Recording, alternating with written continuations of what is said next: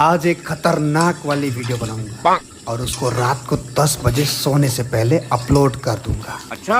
और सुबह उस वीडियो पे 50 million views आ जाएंगे। मुंबई से पौन पे पौन मियां कक्कर, टोनी कक्कर और फिल्म इंडस्ट्री के बड़े बड़े एक्टर।